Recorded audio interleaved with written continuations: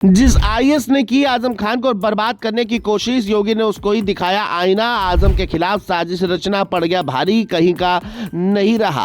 आजम के साथ गलत हुआ था या नहीं, अब सब कुछ होगा साफ। जानिए उस आईएएस अधिकारी के बारे में जो आजम के पीछे पड़ा था, अब बेआबरू होकर निकला, नहीं मिला इनाम। जी हाँ, यूपी की सियासत और नौकरशाही में ऐसा भूचाल आया जिसने हर किसी को हैरान कर दिया है, क्योंकि जिस अधिकारी का नाम कभी आजम खान के खिलाफ हुई कार्रवाई को लेकर सबसे ज्यादा चर्चा में रहता था, आज वही अधिकारी खुद परेशानी में आ गए हैं। यह हैरानी की बात नहीं बल्कि बड़ा राजनीतिक घटनाक्रम है, क्योंकि जिस अफसर को लेकर माना जाता था कि उसने रामपुर में कई बड़े फैसलों को अंजाम दिया है, अब उसी को यूपी छोड़कर अपने मूल कैडर सिक्किम वापस लौटना पड़ रहा है।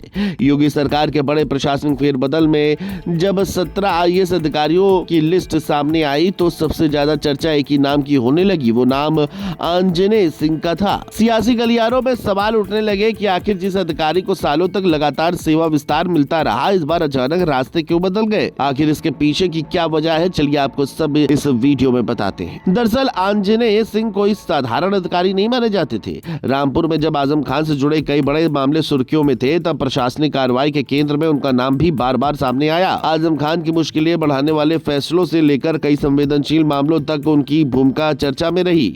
यहाँ तक कि ये भी कहा जाता है कि आजम खान के सियासी रसूख को भी खत्म करने में इस आईएएस अफसर ने कोई कसर नहीं छोड़ी।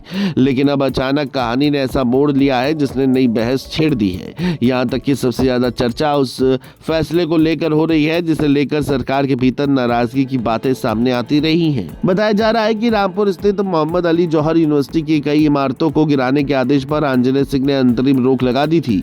राजनीतिक गलियारों में लंबे समय से इस फैसले को लेकर चर्चाएं चल रही थी। हालांकि आधिकारिक तौर पर सरकार ने इस विषय पर कोई सार्वजनिक टिप्पणी नहीं की, लेकिन सूत्रों के हवाले से कई तरह की बातें सामने आती रही हैं। यही वजह है कि जब इस बार उनकी प्रतिनियुक्ति समाप्त हुई तो उन्हें नया विस्तार नहीं मिला और अब उन्हें अपने मूल कैडर सिक्किम लौटना पड़ रहा है। यहीं से सियासी चर्चाओं ने और तेजी पकड़ ली। बड़ी बात यह भी है कि आंजनेय सिंह को उत्तर प्रदेश में एक दो बार नहीं बल्कि कई बार सेवा विस्तार मिला था। साल 2015 में प्रतिनियुक्ति पर आए इस अधिकारी का कार्यकाल लगातार बढ़ता रहा। हर बार माना जाता था कि सरकार उनके कामकाज से संतुष्ट है, लेकिन इस बार तस्वीर पूरी तरह बदल गई। विधानसभा चुनाव भी ज्यादा दूर नहीं है और ऐसे समय में प्रशासनिक स्तर पर लिए गए हर फैसले को राजनीतिक नजरिए से भी देखा जा रहा है। इसीलिए जब उनका नाम नई नियुक्तियों की सूची में नहीं दिखा तो चर्चाओं का बाजार और गर्म हो गया। लोग पूछने लगे कि आखिर ऐसा क्या हुआ कि सालों तक विस्तार पाने वाले अधिकारी को इस बार विदाई का रास्ता दिखा दिया गया। उधर सरकार ने उनकी जगह संगीता सिंह को मुरादाबाद मंडलायुक्त की जिम्मेदारी सौंप दी है। इसके साथ ही कई और वरिष्ठ अधिकारियों के विभागों में भी बड़े बदलाव किए गए हैं, लेकिन पूरे तबादला आदेश में सबसे ज्यादा चर्चा आंजनेय सिंह को लेकर होती दिखाई दी। सोशल मीडिया पर भी लोग पुराने घटनाक्रमों को जोड़कर अपनी अपनी राय देने लगे। कोई इसे सामान्य प्रशासनिक प्रक्रिया बता रहा है तो कोई इसे बड़े राजनीतिक संदेश के तौर पर देख रहा है। अब सवाल यही है कि क्या ये सिर्फ एक प्रशासनिक फैसला है या इसके पीछे कोई बड़ा संदेश छिपा है? क्या जौहर यूनिवर्सिटी से जुड़े फैसलों का इससे कोई संबंध है? क्या आजम खान से जुड़े पुराने घटनाक्रमों की वजह से ये मामला चर्चा में आया है?